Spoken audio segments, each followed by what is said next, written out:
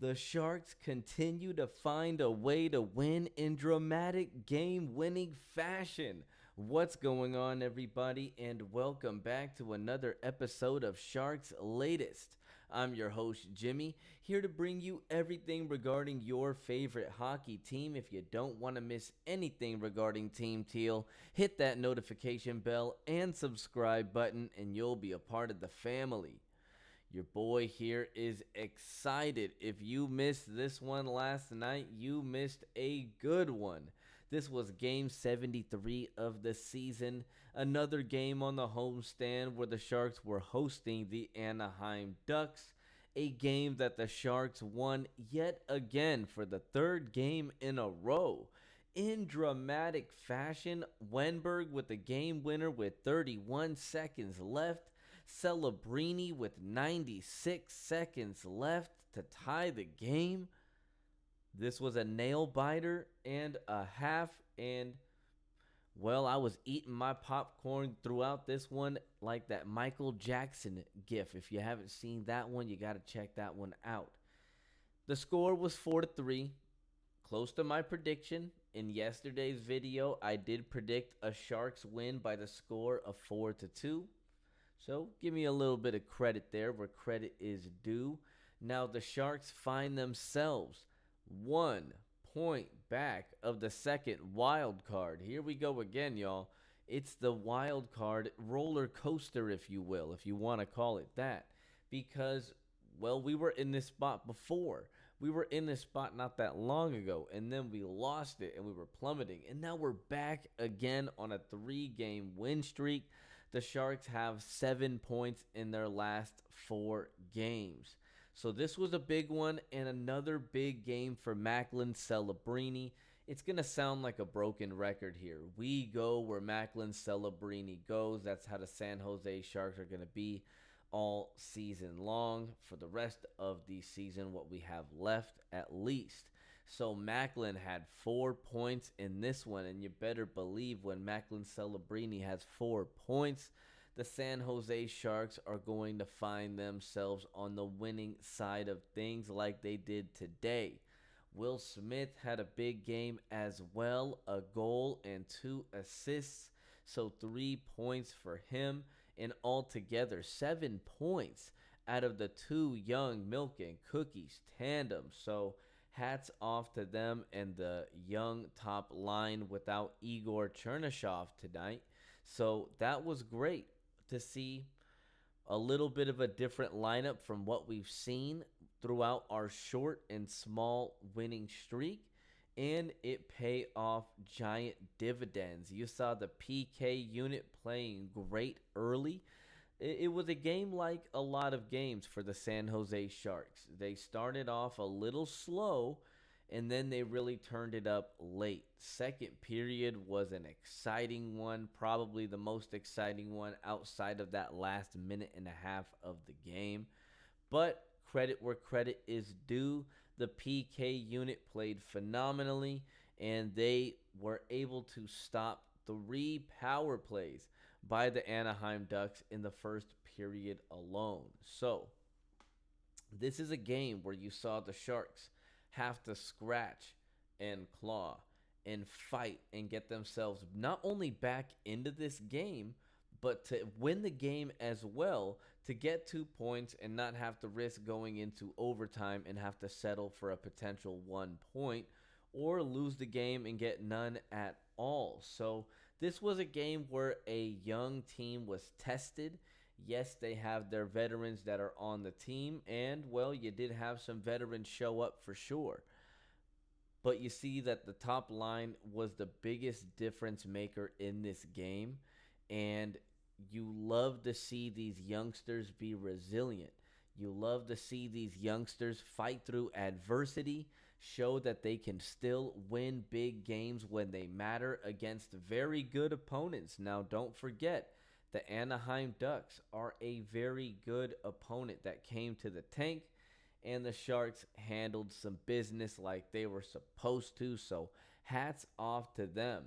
We saw Askarov back in the net again for 2 consecutive games now, showing that he is healthy. He is ready to rock and roll, and you love to see that as well. And he had a big night, y'all. He was doing his typical thing that you used to see when he was 100% healthy. The acrobats, the gymnastics, all about that. Hitting the splits left and right, stopping these crazy, crazy shots on goal. Yeah, there were some mistakes early by the Sharks. And this was once again one of those broken record games where some of the goals that came uh, to Anaheim, that Anaheim scored, came as a result of the San Jose Sharks, resulting in turnovers, misplaying the puck, maybe lack of hustle, whatever you want to call it in that regard. Just your typical textbook stuff that you saw. You did see a little bit of that, and Orlov, for example, had a pretty big turnover that he was upset visibly about on the ice. So it's good to see the teams that make mistakes fight through their mistakes, not let it get them down, and then come through, be resilient once again, and win the game. And so that's what you saw here. Askarov had a big game despite letting a couple of goals go by that were more of the results of the turnovers and the bad play from the defense and the forwards. But nonetheless, Askarov did have a night where he had 28 saves on 31 shots, a 90% save percentage. That's the Askarov that we usually like to see. When he's clicking on all cylinders, that is what we get to see. The gymnastics, the acrobatics, the big exciting saves that had the tank absolutely roaring. So hats off to that. Hopefully we continue to see that, because the big question that we had in yesterday's episode was who should be our goalie going forward, our 1A. Should it be Askarov or should it be Nedeljkovic? And with a game like this, you better believe a lot of people are going to be start leaning that needle towards Askarov more and more. So let's hope he stays healthy. Let's hope he continues to rock. We now have back-to-back games going at home against Toronto at the tank tomorrow. So we'll see if Ned is going to be in the tank, if Askarov gets a day off, or if he will be rocking 3 consecutive games in a row. So Will Smith had a big game like we just talked about. He now has 22 goals on the season, 32 assists, and 54 points on the season. And as of late, he has been clicking and he has been looking a lot better, a lot more comfortable on the ice. It seems like he's reading where the puck is supposed to be a lot better than he was earlier. And that is resulting in the slap shot, the ability to line up, to anticipate the puck coming to you, line up the shot, and get a clean shot on the puck with accuracy and power. That is a big factor in you scoring in the NHL. And that is what you saw not just tonight, but a little bit as of late from Will Smith. So a lot of players seem to be trending up at the right time. Just on the same thing as with the losing streak. A lot of players were trending downward and were finding themselves on a cold streak. Quite the opposite. A lot of these players are finding themselves on an upswing, and they are looking fantastic. Another one being Alex Wenberg with the game winner with 31 seconds left. A fantastic shot that was assisted from Macklin Celebrini to get himself another point. But that leaves Wenberg with that game-winning goal, tying his career high in goals, y'all. That is 17 goals on the season for Alex Wenberg. Will he break it? Well, I hope so. We will find out going forward. I think he's going to. We still have 9 games left, so I think he'll at least get one more goal for sure. But the unsung hero, this is the stuff that goes unnoticed. Face-offs, giving your team more opportunities. That is a statistic and a place where the Sharks continue to struggle. They are nowhere near the top when it comes to being a team that wins face-offs. And giving your team multiple opportunities and setting up more shots on the goal gives your team, of course, more opportunities to score goals and win games. So Alex Wenberg won 75% of his faceoffs in this game, allowing the Sharks have multiple opportunities to keep the puck in their zone and to get more attempts and shots on goal. And of course, he is a big PK unit going out there and playing defense, one of our better defensive forwards. So Alex Wenberg, the unsung hero, not just because he has a game winning goal. He's not just a hero because of that, because of the other things as well. Now, we saw Macklin Celebrini, 2 goals, 2 assists, continuing to heat up the game. And when he is hot, the San Jose Sharks are hot as well. He's now has not just eclipsed 100 points on the season, he now has 40 goals on the season as well. Finds himself at 105 points and in sole second place for the most points scored in a season in Sharks history. You better believe we're going to continue watching that for the rest of the season. That was the question of the day in 2 episodes ago, is if, well, Macklin Celebrini going to break the record by Jumbo Joe. We'll talk about that in a little bit. But a big one that we are going to talk about here is no Igor Chernyshov. We saw Colin Graff going and playing on a top line like he used to earlier in the season. And, well, who took the place of one empty spot on the third line? That would be Ty Dellandrea. Ty Dellandrea is moving in Colin Graff's spot on the third line, while Colin Graff moves up to take Igor's line in this game. Probably not going to be something you're going to see for a while now, but here we go. Ty Dellandrea is playing again, and he's back on the ice. Looked a little rusty, and that's okay. That's as expected. But nonetheless, he found himself in a couple of spots in front of the net. Some really good opportunities to score. And that's what you want to see. That's why you see him out there. So just like I predicted in yesterday's game, I predicted he was going to get somewhere around 10 minutes of ice time. He had 9 minutes and 30 seconds. So basically right on the dot there. But what we had talked about yesterday was, who was he going to replace on the fourth line? Because I anticipated him playing on the fourth line and anticipated that Igor was going to be playing in this game against the Ducks. But instead, Igor sat, which did move things around a little bit and allowed Dellandrea to go play on that third line with Michael Misa and Tyler Toffoli. So when it came to the fourth line, though, just the people that we were going to still compare him with that he might be taking ice time from. You saw Barclay Goodrow lead the way, just like we kind of anticipated, right? Having 72 games, playing easily 20 more games than the other people on the fourth line, we had a feeling he was going to be someone that was going to continue to be out there. So he had 13 minutes. Adam Gaudette had 8.5 minutes. A little bit surprised that he was the least recipients of ice time out of all 4 of these individuals.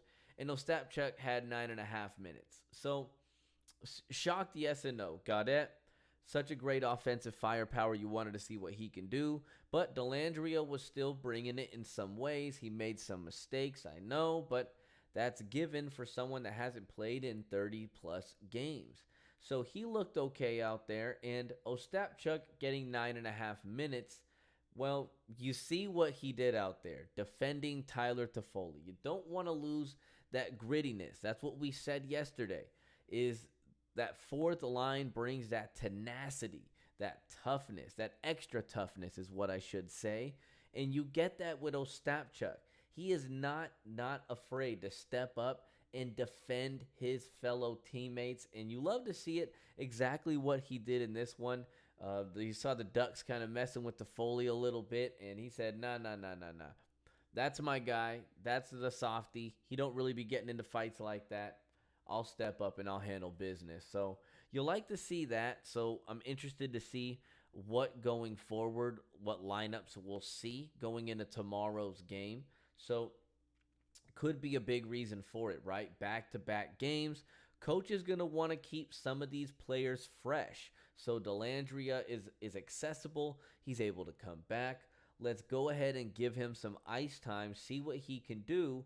Now, let's not be shocked if we see kind of a little bit of a different swing. Maybe Adam Gaudette comes out and he sees 10, maybe 11 minutes. Maybe you see Ostapchuk go down to maybe 8 minutes, 7 minutes. I'm interested to see that. But my question of the day for you guys, as we always do, where does Ty Delandria belong? Does he belong as a rotational player, just anywhere he can fit in? Does he belong as a permanent player on that third line? Did you like him there next to Misa and Toffoli? Or does he belong on the fourth line, replacing somebody like maybe a Barclay Goodrow, and you would rather see him sit on the bench? Highly unlikely, but your opinion is your opinion. Give me those comments below, y'all. I think he's going to be a rotational player on the fourth line. I think you're going to end up seeing the three players that have been the copy and paste players as of late staying there. And Delandria will just kind of fill in to keep some players fresh as we get to the end of the season. And fingers crossed, hopefully into playoffs as well. So it was a humongous night for Macklin Celebrini. 4 points, scored 2 goals, 2 assists. It's like he's trying to come and get that record. He's not. He's just out there playing hockey. I promise you that. But he's playing some good hockey. That's the thing that some people don't understand still. He's 19 years old, but he's doing some things that other people just don't do. And this is evident in that. The fact that he now is second in the most points scored in a season for the San Jose Sharks in their history. We talked about it. You saw this. 1991. Guess what? Guess who was born in 1991? I was. Sharks were too. That's 35 years, y'all, of players suiting up for the Sharks. And this 19-year-old in his second full season in the NHL has already cemented himself as the number 2 and could be the one that scores the most points in Sharks history in a season before he reaches 20 years old. So don't look now, y'all. There still are a handful of games and a handful of opportunities for Macklin Celebrini, if he stays on this hot streak, to be that record holder. I want to see it. And like I said in the other video, I think it was 2 days ago, I think Jumbo Joe wants to see it as well. So we're going to end with this, y'all. Tomorrow is a humongous day. If you are an NHL fan, you better get excited, yo. You better get pumped for this, because tomorrow, not only do the Sharks play again at the Tank against the Toronto Maple Leafs, not an easy opponent, but nonetheless an opponent that the Sharks can beat. But at the same time, every other team that's looking to hunt and get that second wild card spot, y'all, they're playing tomorrow as well. So we have the Winnipeg Jets playing Dallas. We have Seattle playing Utah. And we got Nashville and LA playing each other. Right now, LA sits at that number 2 spot. So it's hard to say, who do you want to win? Probably going to be Nashville, right? But nonetheless, y'all, hockey fans, Sharks fans, get excited. Cancel all your plans on the calendar tomorrow. Sit your butt on the couch and you tune into NHL hockey, y'all. You don't want to miss this one. The puck drops for the Sharks tomorrow at 7 p.m. San Jose time. And you better believe that we will be back with another episode checking out that game. And hopefully we will be continuing our win streak. Hey, I'll take another win in the last 30 seconds, yo. These nail biters, though they are making me age like no tomorrow, they are exciting like no tomorrow as well. But that's all I got for you guys. I'll catch y'all tomorrow for another one. Like we say in every episode, Sharks Nation, let's keep it real. Let's keep it teal. Your boy is out.